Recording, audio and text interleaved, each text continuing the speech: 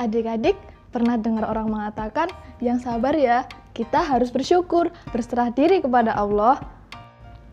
Lantas, apakah adik-adik tahu apa itu sabar? Nah, sekarang kita akan belajar tentang apa itu sabar, qanaah, tawakal, ikhtiar, dan syukur. Simak videonya ya adik-adik.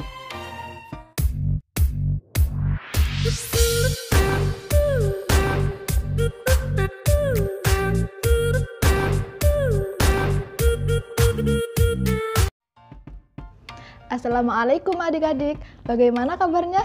Semoga dalam kebaikan ya adik-adik. Nah, sekarang bersama saya Fatihatun Nikmah, panggil saja Kak Fatih. Sekarang kita akan mempelajari tentang akidah akhlak nih. Materinya mengenai qanaah, sabar, tawakal, ikhtiar, dan syukur. Kalian penasaran kan? Yuk mulai!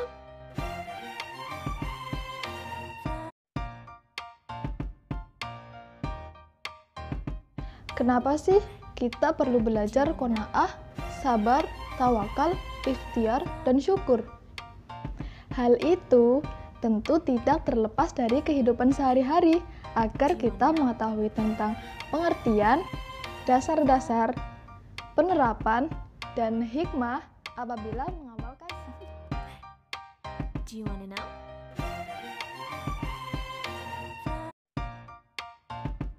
Yang pertama, tawakal.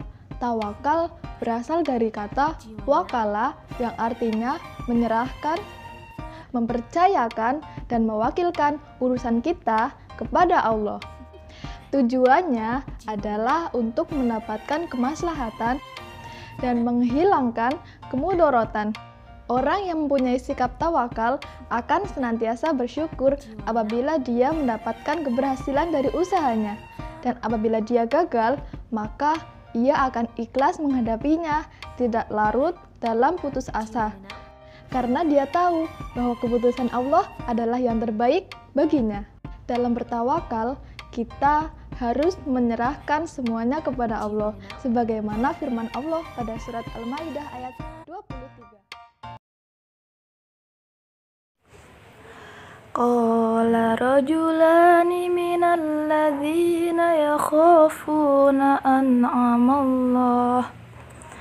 an'amallahu alaihim adkhulu alaihimul bab fa idza dakhaltumuhu fa innakum khalibun wa 'alallahi fatawakkalu in kuntum mu'minin. Berkatalah dua orang laki-laki di antara mereka yang bertakwa, yang telah diberi nikmat oleh Allah. Serbulah mereka melalui pintu gerbang negeri itu. Jika kamu memasukinya, niscaya kamu akan menang.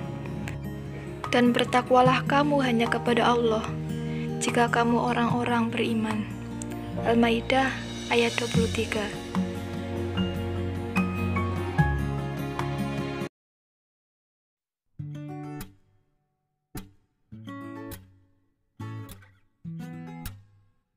Nah, sekarang yang kedua adalah ikhtiar. Ikhtiar secara bahasa adalah memilih, adapun secara istilah adalah usaha seorang hamba untuk memperoleh apa yang dikehendakinya. Orang yang berikhtiar akan bersungguh-sungguh apabila menjalankan suatu pekerjaan.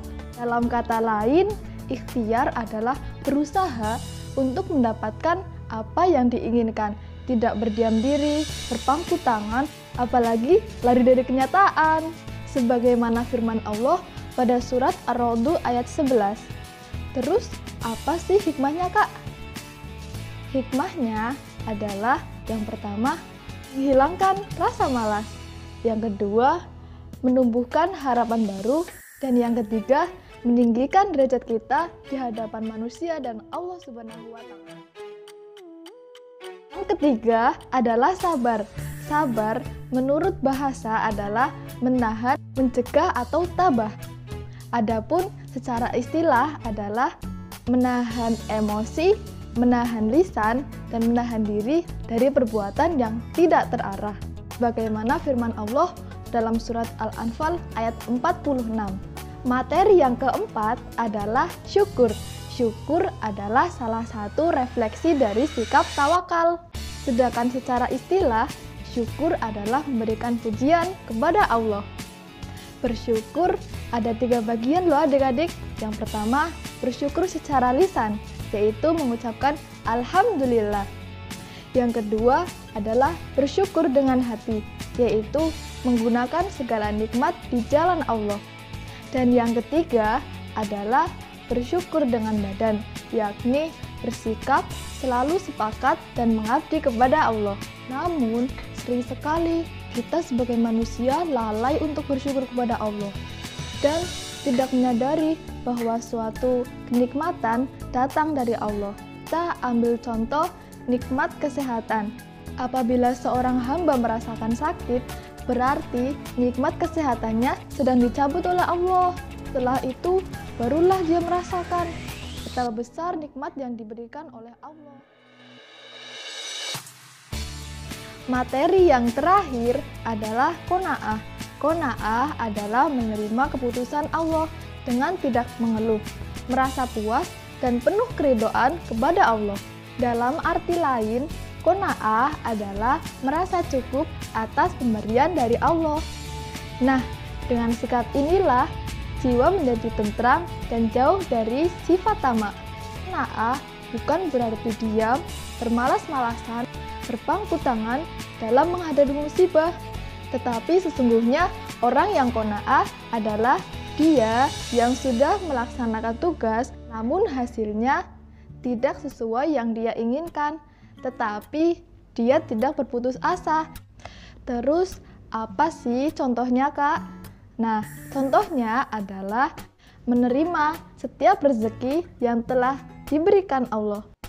Yang kedua adalah senantiasa berpikir positif dalam menerima cobaan, ujian, dan kegagalan. Tidak berlebih-lebihan dan membelanjakan harta sesuai dengan kebutuhan. Contoh dari qanaah, sabar, tawakal, ikhtiar, dan syukur adalah misalnya adik-adik sedang menghadapi ujian, maka lakukanlah dengan ikhtiar, penuh sungguh-sungguh untuk mendapatkan hasil yang diinginkan. Setelah berusaha dengan bersungguh-sungguh, maka adik-adik harus menyerahkan semuanya kepada Allah. Jika hasil yang adik-adik dapatkan memuaskan, maka adik-adik harus bersyukur dengan mengucap Alhamdulillah. Namun, apabila hasil yang adik-adik inginkan kurang memuaskan, maka adik-adik harus tetap bersabar dan qanaah tanpa merasa sedih. Gimana adik-adik? Mudah bukan? Usai sudah materi kali ini, apabila adik-adik masih ada pertanyaan atau ingin tahu lebih lanjut, bisa hubungi nomor di bawah ini. Wabillahi taufiq wal hidayah. Wassalamualaikum warahmatullahi wabarakatuh. 1, 2